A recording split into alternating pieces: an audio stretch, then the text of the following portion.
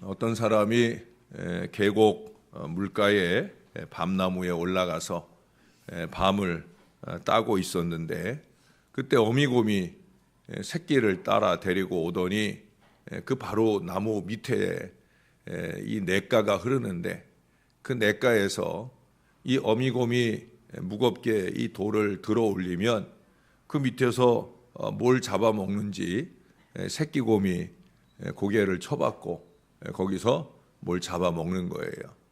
그럼 또 그 옆에 있는 큰 돌을 또 어미곰이 들고 그러면 새끼곰이 뭘 잡아먹고, 뭘 먹는지는 잘 안 보이는데 자기가 그 위에서 혹시라도 소리를 내거나 하면 큰일 날 수 있는 그런 상황 아니겠습니까? 그래서 조심스럽게 지켜보다가 그만 자기가 딴 밤이 주머니에서 몇 톨이 또르륵 떨어지면서 그 밤이 그만 어미곰의 머리를 투두둑 쳤어요. 그러자 이 어미곰이 깜짝 놀라가지고 마침 들고 있던 돌을 툭 떨어뜨렸습니다. 근데 그 돌 밑에 마침 어미곰이 돌을 들면 그 밑에 뭘 주워 먹으려고 고개를 숙이고 있던 그 새끼곰 머리 위로 어미가 떨어뜨린 돌이 툭 떨어진 거예요. 어미곰이 얼마나 깜짝 놀랐겠어요. 그래서 그 새끼곰을 구해보려고 돌을 얼른 들어서 냅다 던졌습니다. 그런데 새끼곰이 꼼짝을 하지 않는 거예요. 어미곰이 막 흔들어도 새끼곰이 움짝달싹 안 하고 어미곰이 떨어뜨린 그 큰 돌에 머리를 맞고 그 자리에서 죽어버린 겁니다. 곰이니까 자기 머리 위에서 뭐가 떨어졌다 하는 이 생각은 못하고 죽은 새끼곰을 바라보면서 막 울부짖었겠지요. 막 이상한 소리를 막 내면서 울부짖었을 거예요. 그러고는 주변을 돌아봅니다.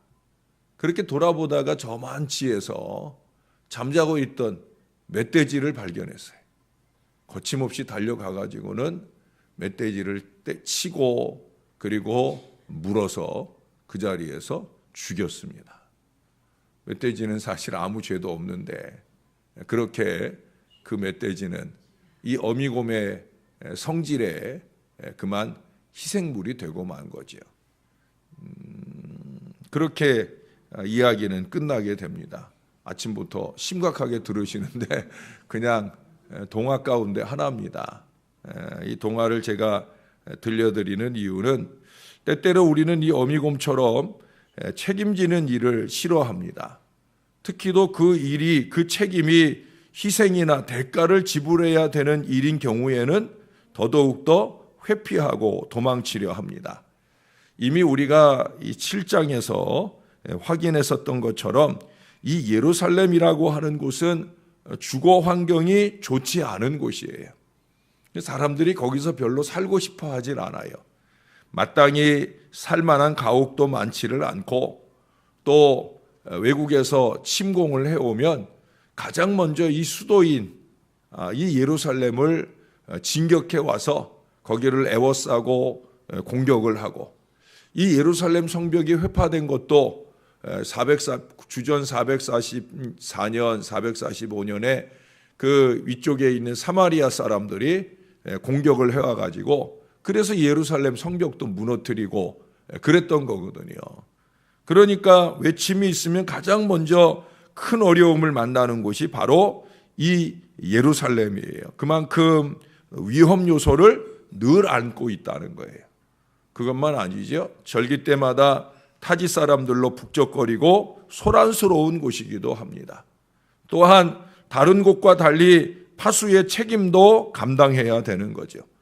더군다나 성전이 그 안에 있어서 늘 종교 지도자들의 왕래가 잦은 곳이고, 혹시라도 그들에게 책 잡힐 일을 만나지 않기 위해서 몸가짐도 조심해야 하는 등 여간 불편한 곳이 아닙니다. 그럼에도 불구하고 그렇기 때문에 그곳에 살려는 사람들이 많지를 않았어요. 그러니까 1절 하반절에 보면 제비 뽑아서 살게 하는 경우도 있을 정도로 그곳은 누구라도 책임지고 살고 싶어 하지 않는 곳이라는 거예요. 거기다가 성벽 재건으로 사마리아인들과 갈등이 증대되어 있어서 그들이 또 언제 도발의 야욕을 그렇게 펼치게 될지 항상 그 야욕이 잔존해 있는 그런 위험한 지역이라는 거예요. 그러나 여러분, 오늘 본문의 11장 전체에서 세 부류에 의해서 이 예루살렘이 지켜지고 있는 것을 우리가 읽은 부분에 잘 설명을 해주고 있어요. 자, 한번 찾아보겠습니다. 첫 번째는 백성의 지도자들이라고 말씀하고 있어요. 옛날 개역 한글에는 백성의 두목들이라는 표현으로 어떻든 지도자들이 이 책임을 감당하고 있다는 거예요. 우리 같으면 지도자나 두목들, 다시 말해서 권세나 정치력을 발휘할 수 있는 사람들은 오히려 이런 위험 부담에서 더 멀리 도망쳤을 거예요. 어떤 이유나 핑계를 대서라도 자기의 권력을 이용해서 그 책임을 안 지려 했을 거라는 거예요. 그런데 이들은 그렇지 않았다는 거죠. 이들이 먼저 앞장서서 희생하고 그곳에 머물러 살려하고 있다는 거예요. 여러분, 느헤미야 전체를 우리가 살펴보면서 우리는 계속해서 이 지도자 그룹들의 솔선수범을 보았습니다. 물론 지도자들 중에는 불이한 이익을 백성들한테 취리하는 아주 나쁜 지도자들도 없지 않아 있었죠. 그러나 대부분의 지도자들은 그러지 않았다는 거예요.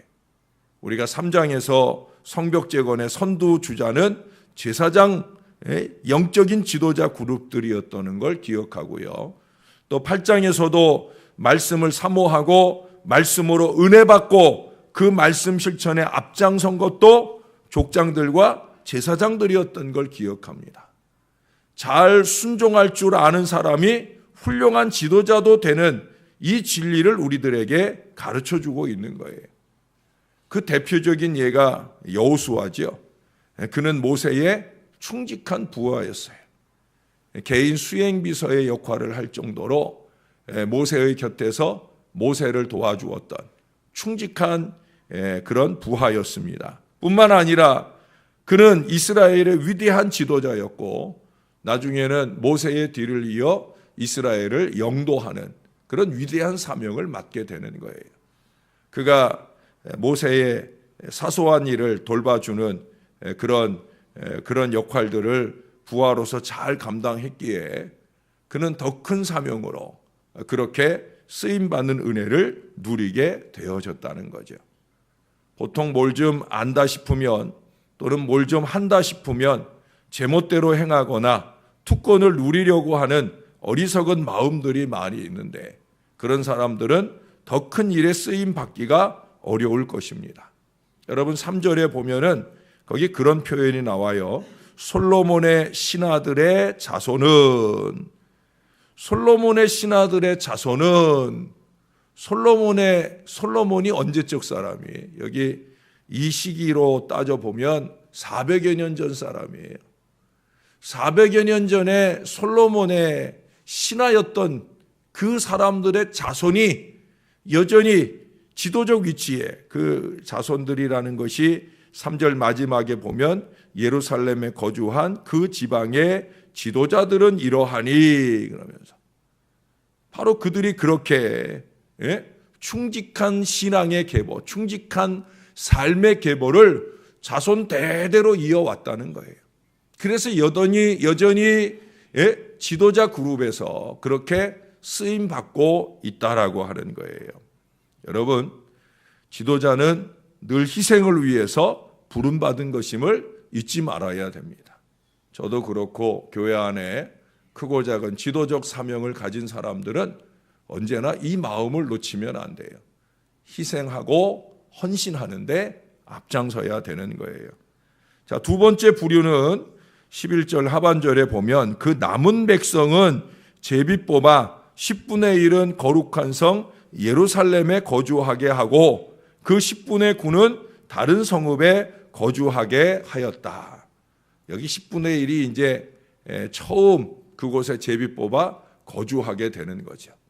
너나 없이 다 있기 싫어하니까 그러면 우리가 10부류로 나눠서 제일 처음 누가 할 건지 제비를 뽑고 그 다음 나머지 9이 뭐 일정 기간이 지나고 난 뒤에 또 제비를 뽑아서 그 다음 하고 이렇게 순서를 뽑아서 정하자 하는 얘기예요.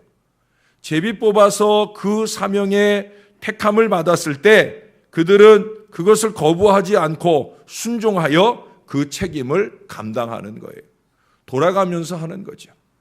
우리도 교회 안에 큰 사명들을 돌아가면서 하잖아요. 한 2년 내지 3년 주기로 돌아가면서. 왜? 어떤 일은 어렵기도 하고 어떤 일은 편하면서 낯이 서기도 하고 그런 일들이 있으니까 너나 없이 다 주님의 일들을 좀 돌아가면서 경험해 보자.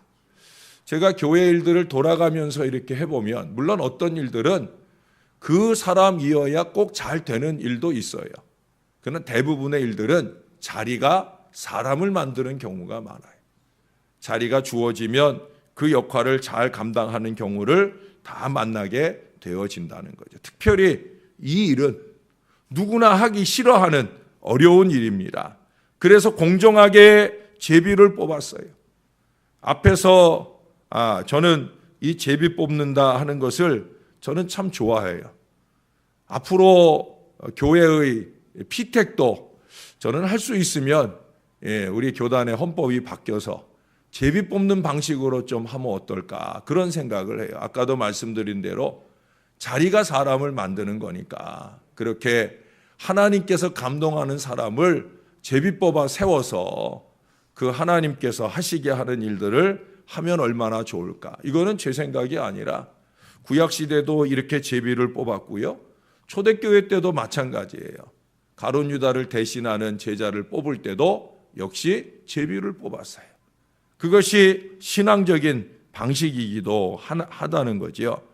중요한 것은 책임을 주어질 때 그 책임을 소중하게 여기고 잘 감당하는 이 성숙한 신앙 자세를 갖는 것이 중요하다는 거예요. 그 일이 어떤 일이든지 간에 특별히 남들이 싫어하고 회피하는 일인 경우에 내가 그 일이 맡겨지면 최선을 다해서 감당하고자 하는 이 마음가짐이 중요하다는 거예요. 왜? 우리는 그 일을 하나님 앞에 하는 거니까.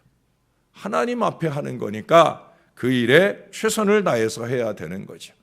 하나님께 영광이 되도록 교회에 유익이 되도록 그 사명을 감당해야 된다는 거예요. 무디 선생님의 일학 가운데 그런 얘기가 있죠.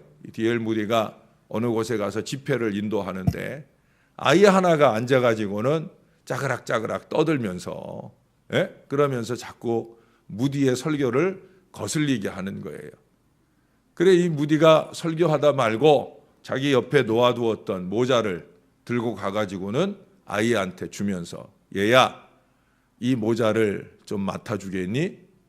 이거 내가 설교 끝나면 설교 끝나자마자 내게 바로 갖다 다고. 그러면서 그 아이에게 사명을 주었어요.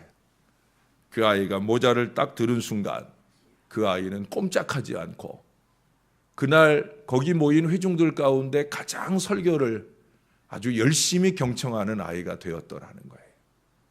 책임을 맡으니까 그 어린 아이조차 어떻게 보면 별것 아닌 작은 책임이지만 그 책임에 집중하느라고 그날 그 저녁 시간을 큰 은혜 가운데 지나게 되었다 하는 그런 얘기를 읽어보았습니다. 여러분, 책임을 맡는 아이의 그 달라진 태도가 바로 우리의 모습이어야 된다는 거예요. 맡은 자들에게 구할 것은 충성밖에 없음을 고린도전서 4장 2절은 우리들에게 말씀하잖아요. 기왕에 맡겨진 사명일진데 축복된 사명이 될 수 있도록 최선을 다하는 저와 여러분들이 될 수 있기를 바랍니다. 자, 이제 세 번째 부류예요. 세 번째 부류는 2절에 나오는데 이 부류가 가장 바람직한 모습입니다. 저는 헌신에 있어서 늘 이 부분들을 제일 강조를 해요. 그게 뭐예요? 2절에 보시면 예루살렘에 거주하기를 자원하는 모든 자를 위하여 백성들이 복을 빌었느니라. 자, 세 번째 부류는 뭐예요? 예? 여러분, 지도자들은 자신들의 위치 때문에 그 일을 했을 수 있잖아요. 제비 뽑힌 자들은 또 역시 뽑혔으니까 어쩔 수 없이 그렇게 해야만 했을 거예요. 그런데 여기 2절에 말씀하고 있는 이 사람들은 자원하는 사람들이었다는 거예요. 자원하는 사람들. 우리 교회도 자원하는 사명들이 많잖아요. 그렇죠? 뭐 상당히 많은 일들이 자원을 해요. 연말 되면은 저는 자원서를 내드립니다. 여러 가지 헌신의 자원들. 그 가운데는 정말 어렵고 힘든 일들이 있죠. 특히 이제 우리 교회 청소하는 일들 참 어렵고 힘든 일입니다. 예? 여러분 지금 이 바닥을 이렇게 보시고 나중에 6층 식당에 올라가서 바닥을 한번 보셔요. 6층 식당이 달라요. 6층 식당은 지난 겨울 동안에 이 성전 미화 위원들이 거기를 세제를 이용해서 아주 깨끗이 닦아내가지고 여러분 한번 6층 식당에 제가 윷놀이 할 때 그걸 발견하고는 참 감동을 많이 받았어요. 뭔가 손을 댔는데 하는 생각이 들어서 나중에 권사님한테 여쭤보니까 거기를 겨우내 조금씩 닦아서 다 닦아냈다는 거예요. 사실은 1층부터 다 그렇게 해야 되는 거거든요. 그렇게 깨끗해지지 않는 게 아니에요. 지금 이 바닥 보시면 거뭇거뭇 지저분한 데가 많죠. 자, 요거 보시고 오늘 예배 끝나고 한번 6층 올라갔다 가보시든지 나중에 한번 밥 잡수시면서 점심때 이번 주일 점심때 한번 보세요. 야, 우리 목사님이 이래서 이 얘기를 하는구나. 아주 바닥이 뺀질뺀질 깨끗하니 이쁩니다. 신발을 안 신고 다니고 싶을 정도의 그런 마음이 들도록 잘 닦아 놓으셨어요. 그 목사가 시켜서 하는 거 아니거든요. 본인들이 주님의 성전을 더 깨끗이 더 정성되게 바로 그 자원이 아름다운 거예요. 자원하는 사람은요 시켜서 하는 사람보다 더 열심히 합니다. 더 최선을 다해요. 오죽하면 여기 2절 하반절에 보니까 이들을 위하여 백성들이 복을 빌었다. 할렐루야. 다들 피하려는데 할 수 없이 억지로 마지못해 그렇게 쓰임 받는데 이들은 스스로 그 어려움에 쓰임 받고자 하는 거예요. 즐겁게 헌신을 하고 있는 거예요. 즐겁게 십자가를 지는 이 아름다운 신앙의 사람을 우리 주님께서 제일 기뻐하시는 줄로 믿습니다. 하나님이 기뻐하는 사람은 자원하는 사람이에요. 김용준 목사가 기뻐하는 사람도 자원하는 사람이에요.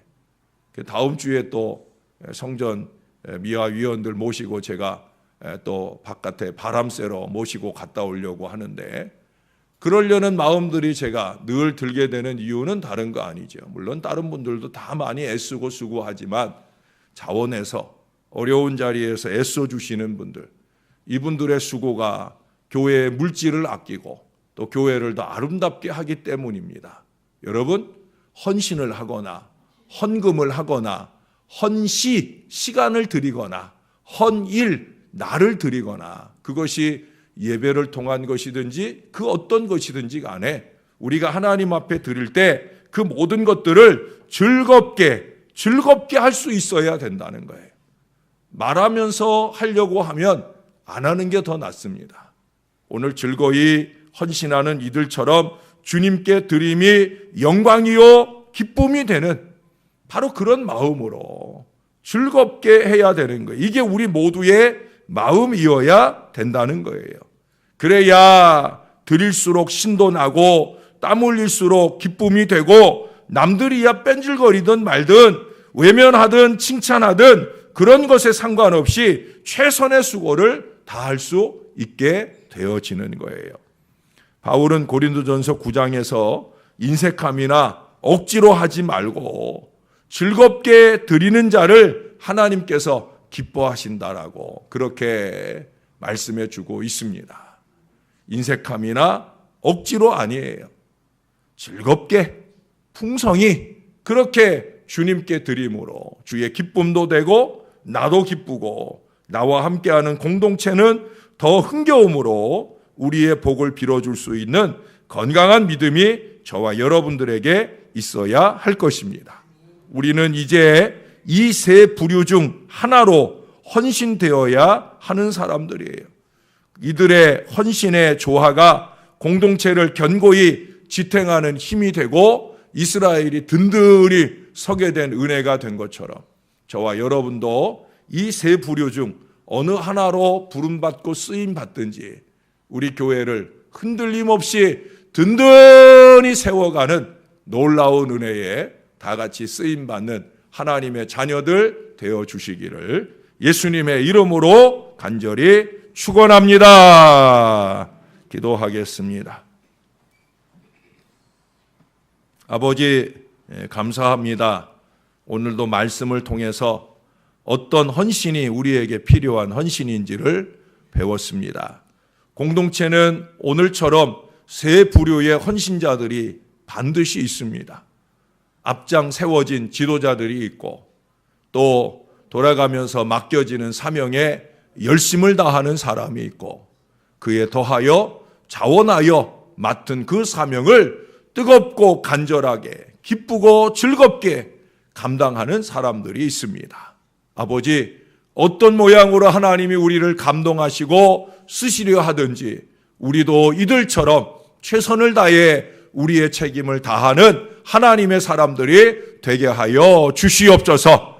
희생하는 일에 책임지는 일에 내가 부름받을 때 내 마음이 감동받을 때 인색함이나 억지로 할 것이 아니라 감사와 기쁨 속에 그 모든 일들을 감당해내게 도와주옵소서. 다른 이들의 마음에 헌신의 마음들을 잘라먹는 인생이 아니라 오히려 헌신을 자극하고 감동하며 함께 뜨겁게 풍성하게 헌신의 영광을 올려드림으로 주님이 받으신 그것이 교회를 안정되게 하고 교회를 부흥시키며 교회를 교회되게 하는 놀라운 헌신의 조화들로 넘쳐나는 우리 신월제일교회가 되게 하여 주옵소서. 우리가 손대는 곳에 빛이 나고 우리가 손대는 곳이 모두가 지내기 좋아지는 안전하고 행복한 이 재단이 될 수 있도록 오 아버지 하나님, 이 교회 안에 자원하여 헌신하는 이들이 점점 더 늘어나게 도와주옵소서.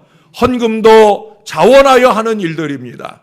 누가 강요하고 억지로 맡겨서 하는 일도 아니고 남의 눈치 보면서 하는 헌금은 이미 헌금이 아닙니다. 오직 하나님의 영광을 위하여 헌신하고 헌금하고 헌시하고 헌일하면서 주님께 드리는 모든 것들로 통하여 우리 신월제일교회가 든든히 서는 역사를 이루게 도와 주시옵소서. 주님이 우리에게 원하시는 일들을 마땅히 이루어 드리는 아름다운 믿음의 재단이 되도록 우리 하나님께서 함께하여 주옵소서. 이와 같은 헌신자들을 위해 부족한 종이나 많은 주의 자녀들이 복을 빌고 있사오니 오 아버지 하나님, 우리의 빈 복이 하나님의 강복의 역사로 충만히 저들의 삶 가운데, 가정 가운데, 기업 가운데 나타나게 도와 주옵소서. 그래서 그 손대고 도모하는 모든 일들이 하늘의 복을 누리게 하시고 오늘 본문의